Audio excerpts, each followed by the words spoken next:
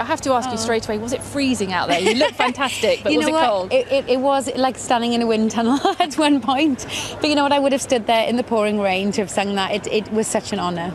I don't know if it showed on the TV pictures as well, but you were literally standing just in front of the Queen to sing to her. Explain how that's different to how you normally do it. Well, normally, you know, if it's something like the Festival of Remembrance, Her Majesty will be in the box, which is quite far away. I don't think I've ever actually sang the anthem just as close. You know, she was literally a few feet away from me. So this is definitely a day that I will never forget, and lovely to be back in the UK for such a prestigious occasion. Now, you've sung for the Queen a number of times before. Do you still get nervous? I'm not really that nervous when I sing. However, when it is something like this, you do realise the sense of occasion.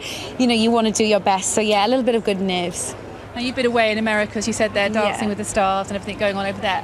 What sense do you get of the Jubilee atmosphere now you're back home? Oh my gosh, it's so wonderful to be back when all this is going on. You know, I couldn't have, for me, you know, to come home to a weekend like this where there's such a sense of celebration in the air. You know, everybody's really proud and happy and I think inspired by this. So yeah, it's wonderful to come home to this. I've missed home and this is making it even better. And you, as I've mentioned, you know, you've sung for the Queen many times before. What is it like, these grand state occasions that you've taken part in?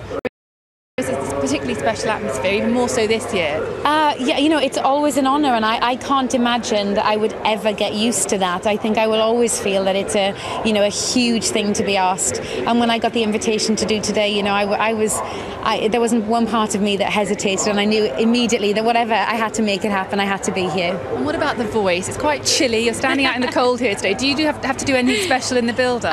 You know, I always look after my voice regardless of where I'm singing. So, you know, yeah, just a couple of warm drinks and things like that. But, you know, everything's fine.